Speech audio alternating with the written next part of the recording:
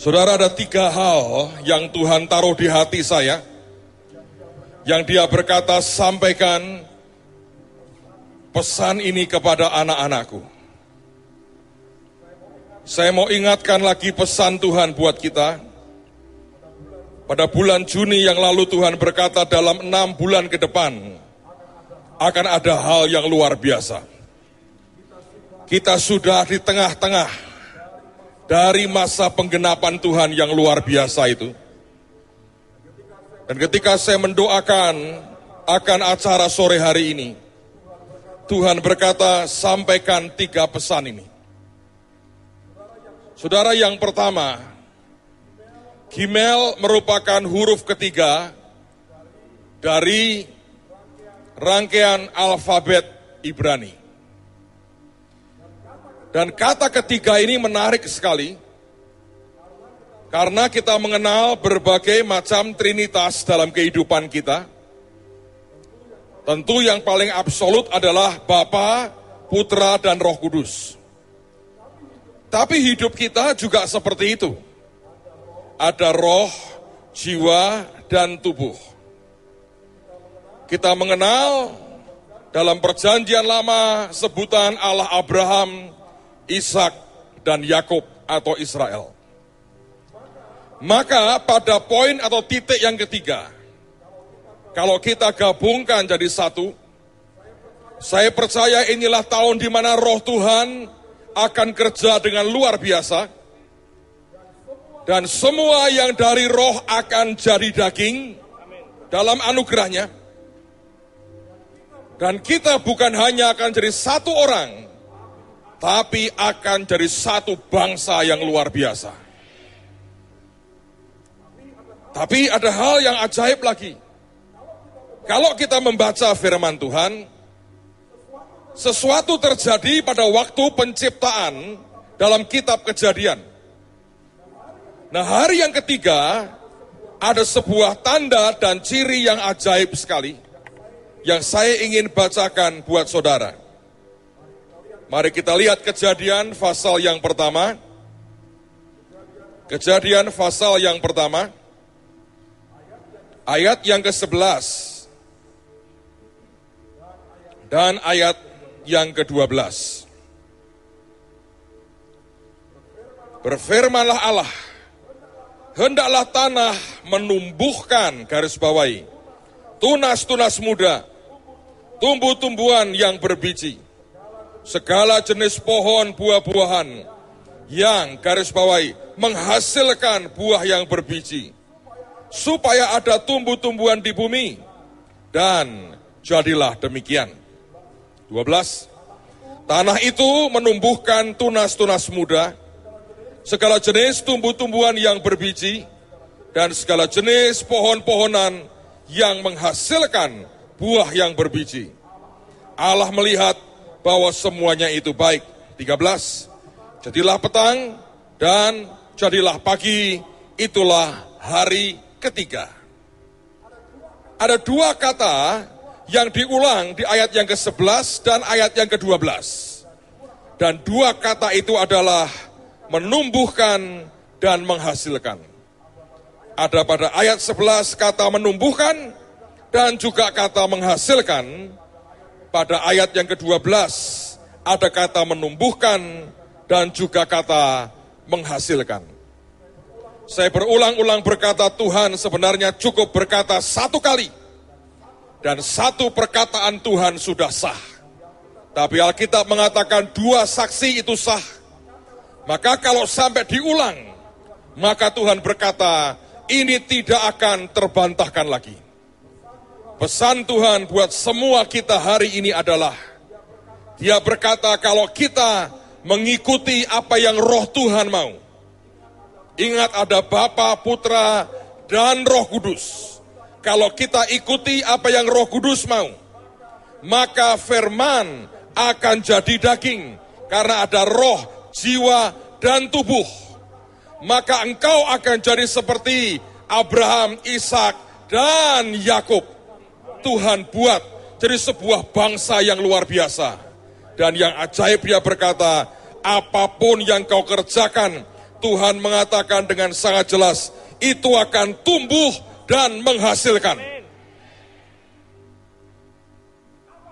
Apapun, itu akan tumbuh dan menghasilkan. Banyak orang ketika menyentuh sesuatu, dia tidak pernah jadi dalam hidupnya. Tapi Tuhan berkata tahun ini, ikuti apa yang roh Tuhan katakan. Ini seperti penciptaan pada hari ketiga. Semua yang kalian sentuh dalam ketaatanmu kepada perintah roh Tuhan akan tumbuh dan menghasilkan.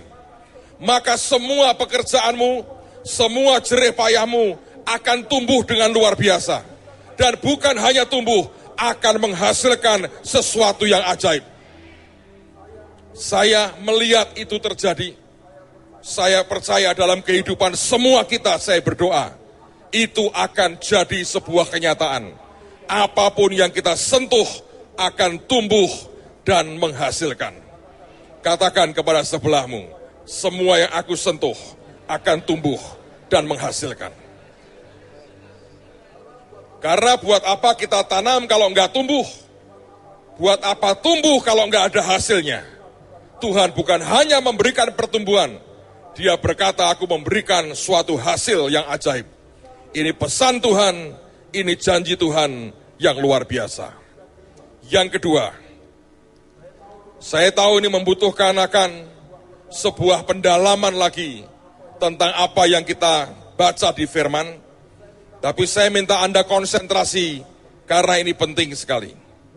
Tidak ada waktu untuk memindahkan gambar yang Pak Stefanus kemarin berikan ke saya ke layar, tapi saya berharap Anda bisa membayangkan dan mengerti.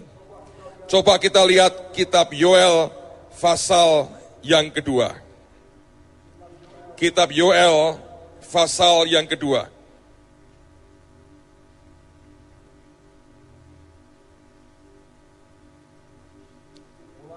Mulai ayat yang ke-23 sampai dengan ayat yang ke-27. Yoel pasal 2 mulai ayat yang ke-23 sampai dengan ayat yang ke-27. Hai Bani Sion, bersorak-soraklah dan bersukacitalah karena Tuhan Allahmu. Sebab telah diberikannya kepadamu hujan pada awal musim dengan adilnya. Dan diturunkannya kepadamu hujan pada awal dan hujan pada akhir musim seperti dahulu. Tempat-tempat pengirikan menjadi penuh dengan gandum, dan tempat pemerasan kelimpahan anggur dan minyak. Aku akan memulihkan kepadamu tahun-tahun yang hasilnya dimakan habis oleh belalang pindahan, belalang pelompat, belalang pelahap, dan belalang pengerip. Tentaraku yang besar yang kukirim ke antara kamu. Maka kamu akan makan banyak-banyak dan menjadi kenyang. Bagus, enggak dikatakan jadi gemuk, enggak, kenyang. Dan kamu akan memuji-muji nama Tuhan Allahmu yang telah memperlakukan kamu dengan apa? Ajaib. Dan umatku tidak akan menjadi malu lagi untuk selama-lamanya. Kamu akan mengetahui bahwa aku ini ada di antara orang Israel. Dan bahwa aku ini Tuhan adalah Allahmu dan tidak ada yang lain. Dan umatku tidak akan menjadi malu lagi untuk selama-lamanya. Saudara, kalau Anda punya Alkitab New King James, saya mau bacakan beberapa kalimat di sini yang ada pengertian yang memberikan tambahan yang jelas. Dikatakan bahwa Tuhan berjanji akan memberikan kepada kita hujan pada awal dan kemudian hujan pada akhir musim seperti dahulu. Dua hal. Yang pertama namanya hujan awal. Yang kedua dia berikan bersamaan sebetulnya. Hujan awal dan hujan akhir. Nah, kalau Anda punya King James atau New King James, maka kalimatnya berkata begini.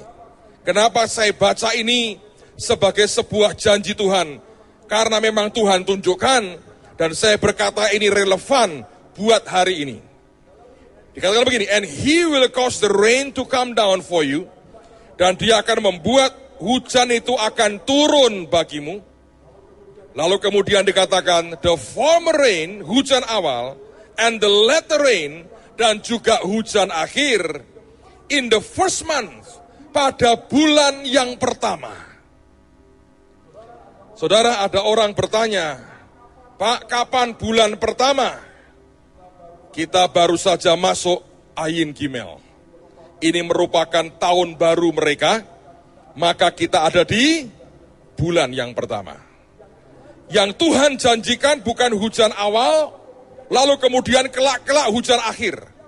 Dia menjanjikan 2 hujan turun serentak dalam 1 bulan yang sama, yaitu bulan awal. Pak Stefanus memberikan saya gambar ini. Saya harap Anda memilikinya, tapi ini enggak dijual di mana-mana, kecuali yang punya buku itu. Hanya ahli Taurat yang hebat yang punya bukunya. Saya mohon maaf tidak sempat memindahkan. Yang saya pindahkan gambar onta-onta masuk Old Stadium. Saudara, ini gambar sebetulnya tentang kalender secara Masehi, lalu kalender secara Yahudi, Ibrani. Tapi kalau Anda lihat bagian-bagian ini, saya harap jelas, itu kalau enggak jelas percayalah apa yang saya jelaskan, maka akan ketahuan sebetulnya ini di sini hujan awal, nanti di sini jam 12 kira-kira hujan akhir. Jadi hujan awal dan hujan akhir itu beda bulannya, beda. Hujan awal terjadi kalau bulan kita antara pertengahan September kira-kira sampai pertengahan Oktober. Itu merupakan bulan pertama mereka. Kita masuk Ayin Gimel, bulan pertama mereka adalah buat kita September pertengahan seperti ini sampai Oktober pertengahan. Nah, itu awal Tuhan memberikan hujan. Hujan awal itu gunanya untuk membuat tanah jadi gembur, lunak, basah, lembab, terairi. Lalu kemudian nanti akan dibajak, ditaburi. Nanti saudara sekalian, menjelang mulai musim panen barley dan beberapa panen lain yang cukup besar, di situ akan muncul hujan akhir. Jadi hujan awal itu baru awal untuk orang kerja. Sebetulnya nggak ada hasilnya ini. Tapi kalau nanti hujan akhir, itu pas panen mereka. Bayangkan, Tuhan berkata, di bulan pertama, seperti hari ini, Ayin Gimel, bulan pertama. Dia berkata, hujan awal, yang akan memberkati semua yang kelak akan engkau kerjakan. Karena tanah garapanmu akan disirami Tuhan dengan air hujan, sehingga tanahmu subur, tidak kering, dan siap dibajak, dan siap ditanami. Wow, terima kasih, cepat sekali ya. Ajaib. Saya nggak perintahkan, cepat sekali. Kalau bukan Tuhan nggak mungkin. Haleluya. Pindahin ke sini dong, pindahin ke sini, bisa nggak? Yang gede. Pindahin ke yang gede, kalau di situ masih nggak jelas. Kalau bisa dipindahin ke tengah akan lebih baik. Oke. Hujan awal sebetulnya tidak menghasilkan apa-apa. Tapi hujan awal itu penting, supaya apa yang engkau akan kerjakan jadi. Kalau tanah pekerjaanmu itu keras, tidak ada airnya, nggak mungkin ditanami. Dan memang hujan awal terjadi pada bulan pertama, the first month. Karena itu persiapan untuk mereka membajak, dan selanjutnya mereka taburi, lalu kemudian mereka menunggu waktu. Pada waktu panen itulah akan turun hujan akhir. Hujan akhir menandai akan datangnya musim panen buat umat pilihan Tuhan.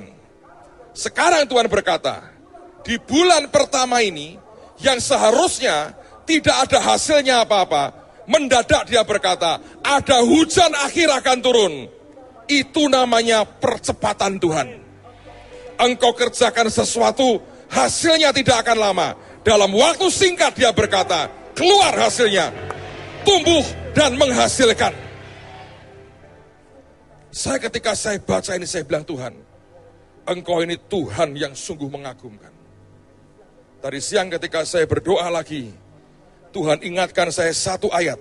Menurut saya ini penting Anda perhatikan. Coba buka kitab Nabi Amos.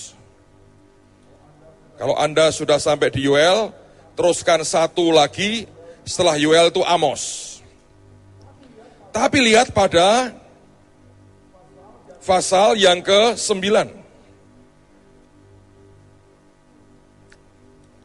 Oke, Amos pasal 9. Lihat pada ayat yang ke-11.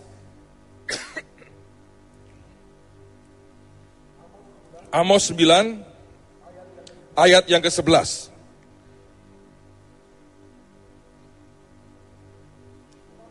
Pada hari itu aku akan mendirikan kembali pondok Daud yang telah roboh. Sebetulnya orang mengerti ini Sukot, simbol kedatangan Tuhan kedua kali. Aku akan menutup pecahan dindingnya dan akan mendirikan kembali reruntuhannya.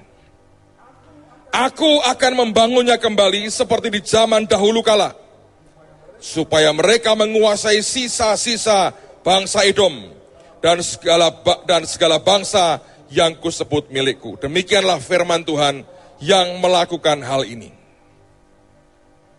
Ayat 13. Ini ajaib sekali. Sesungguhnya waktu akan datang, demikianlah firman Tuhan, bahwa pembajak akan tepat menyusul penuai, dan pengirik buah anggur penabur benih. Gunung-gunung akan meniriskan anggur baru, dan segala bukit akan kebanjiran. Ini musim tanam dan musim panen nyambung. Ini masuk bulan pertama. Dan kemudian kalau Anda perhatikan, sebetulnya Yoel itu dibacakan Morris Sirulo tuh. Waktu dia baca, Roh Kudus ngomong sama saya, nak, kamu lihat, perhatikan, pelajari itu, nak. Ketika dia berkata, the first month, bulan pertama. Tiba-tiba Tuhan berkata, hujan awal dan hujan akhir nyatu. Yang kau kerjakan tidak usah nunggu sekian bulan untuk mendapatkan akan hasil tuaian. Dia berkata, akan aku percepat segala sesuatunya. Ini cuma masalah iman nih saudara, masalah iman. Kalau Anda analisa di pikiranmu, nggak nyampe. Tapi ini janji Tuhan. Dan tiba-tiba Tuhan berkata, ini ayin gimel, nak. Buat sesuatu. Saya percaya, ini merupakan bulan yang ajaib. Dan ini merupakan bulan-bulan yang luar biasa. Anda kalau ngerjain apapun ya, tumpangi tangan, ngomongnya begini, sesuai janji Tuhan. Percepatan terjadi. Aku tidak akan nunggu lama. Dalam anugerah Tuhan, jadi sesuai dengan janji Tuhan. Percaya, kerjakan. Anda akan lihat hasilnya. Tapi kalau Anda berkata, masa sih Pak? Itu akan membuat kita kehabisan banyak hal. Tapi kalau kita mempercayai Tuhan, sesuai dengan apa yang Dia janjikan, sesuatu yang ajaib akan terjadi dalam kehidupan Anda dan saya. Ini first month. Kita masuk tahun baru, New Year-nya mereka. Ini saatnya harusnya hanya hujan awal. Hujan awal aja sudah hebat.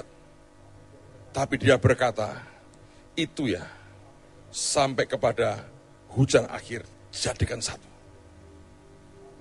Karena hujan akhir tidak pernah terjadi di bulan yang pertama, never.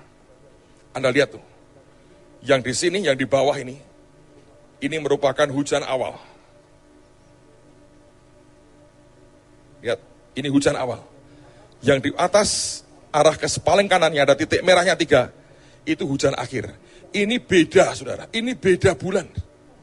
Tuhan buat begitu rupa, jadi satu. Dia berkata, di bulan yang pertama, Bukan hanya aku memberkati apa yang akan kau kerjakan.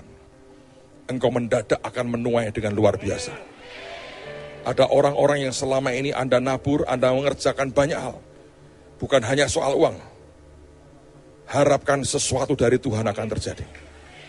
Ini level of expectation and level of faith-mu harus dinaikkan.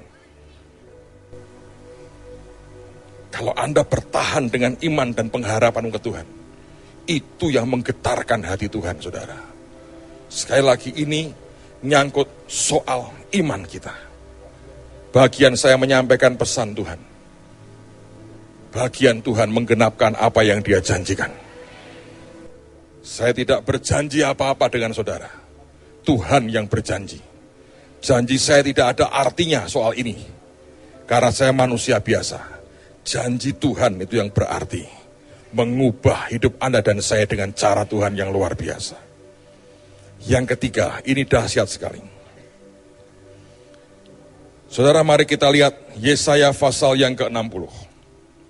Kitab Nabi Yesaya pasal yang ke-60.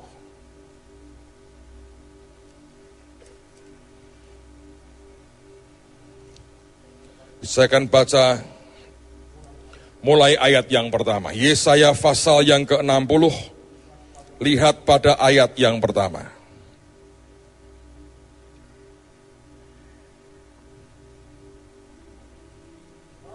Bangkitlah, menjadi teranglah, sebab terangmu datang, dan kemuliaan Tuhan terbit atasmu. Sebab sesungguhnya kegelapan menutupi bumi, dan kekelaman menutupi bangsa-bangsa. Tetapi terang Tuhan terbit atasmu, dan kemuliaannya menjadi nyata atasmu. Bangsa-bangsa berduyun-duyun datang kepada terangmu, dan raja-raja kepada cahaya yang terbit bagimu. Angkatlah mukamu dan lihatlah ke sekeliling.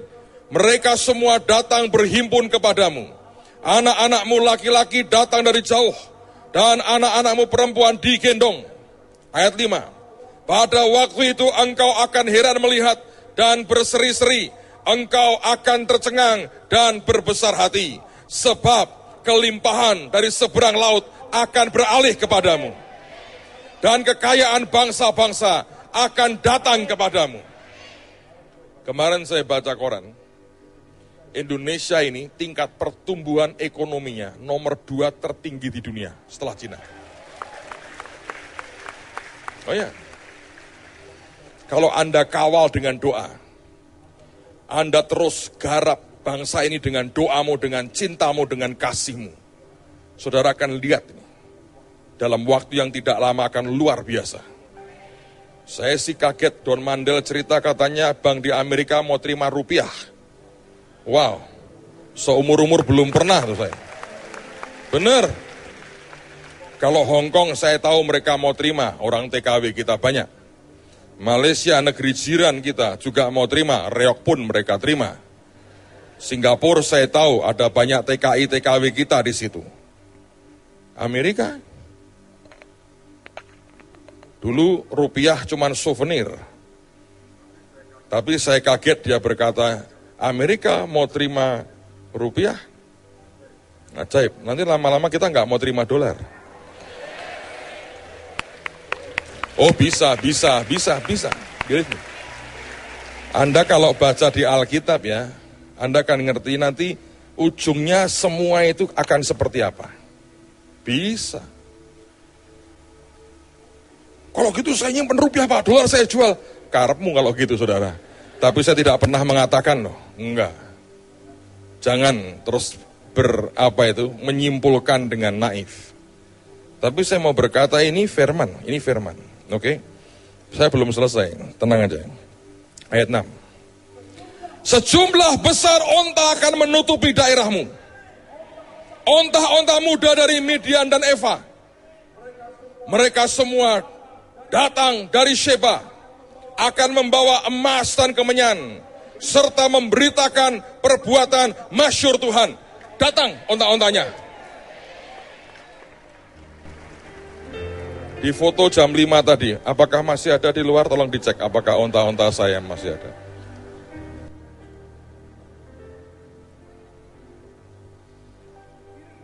Ini bukan onta-onta hasil merampok. Mereka memberitakan akan nama Tuhan itu. Mereka memasyurkan nama Tuhan. Ini blessing yang datang oleh karena berkat Tuhan. Bukan karena kita nipu siapapun. Ini karena murni berkat Tuhan.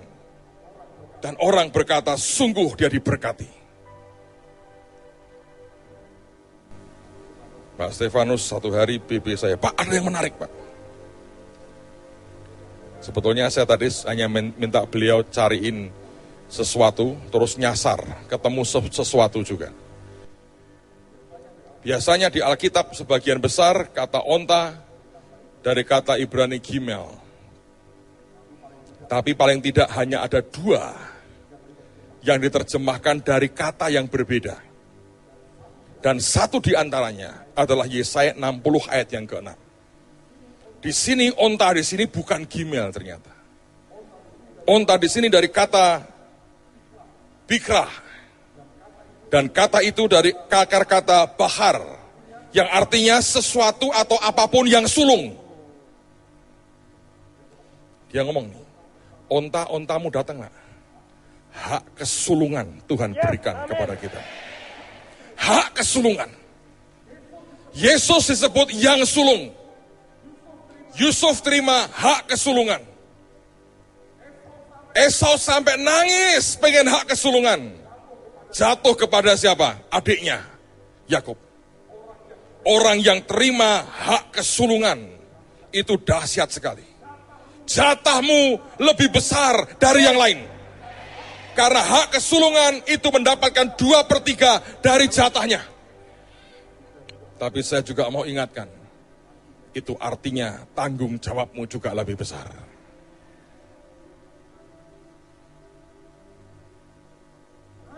Tuhan berkata, ini janjiku. Engkau nangkap pekerjaan rohku, engkau ikuti apa yang rohku mau, kalian akan melihat sesuatu yang ajaib akan terjadi. 3 pesan Tuhan. Yang pertama saya mau ingatkan buat saudara, masuk ayin gimel. Gimel itu huruf ketiga. Waktu penciptaan hari ketiga, semuanya tumbuh dan menghasilkan. Kalau ada usahamu yang belum tumbuh dan belum menghasilkan, omongin, berkata, perintahkan dalam nama Yesus. Mulai diperangi, perkatakan dengan otoritas Tuhan. Kamu tumbuh dan menghasilkan, kamu tumbuh dan menghasilkan. Yang kedua, janjinya berkata, dia berikan hujan awal dan hujan akhir di bulan yang pertama. Sekarang ini, kita sudah masuk bulan yang pertama. Tuhan berkata, aku berikan kepadamu. Bukan hanya memberkati apa yang akan kau kerjakan, disimbolkan sebagai hujan awal. Tapi apa yang seharusnya engkau terima dalam percepatan Tuhan yang luar biasa. Saya mau percaya, bulan ini bulan yang dahsyat dan bulan yang luar biasa. Tapi yang ketiga tadi, saya mengatakan, gimel juga dari kata yang artinya sulung. Dan itulah hak kesulungan. Tuhan berkata ini terjadi bukan sekedar karena aku iseng memberikan kepada seseorang. Tapi aku cari anak-anak sulungku. Siapa itu anak-anak sulung? Itu orang yang ambil tanggung jawab yang sebetulnya dikerjakan oleh bapaknya. Kesulungan bukan sekedar karena Anda lahir sebagai anak laki pertama. Tapi karena engkau ikut bertanggung jawab, engkau mau bertanggung jawab dengan pekerjaan Bapak. Kalau saudara juga punya kerinduan yang sama, Anda kan punya hak kesulungan. Bukan sekedar karena 1-2 orang tumpangi tangan Anda. Bukan, tapi lahir dari sebuah tanggung jawab yang ajaib. Saya tidak mau perpanjang, karena tidak akan saya tambah-tambahkan. Tapi saya berkata, ini janji Tuhan. Pegang dalam hidupmu. Anda akan lihat sesuatu akan terjadi pada hari ini. Yang percaya katakan amin.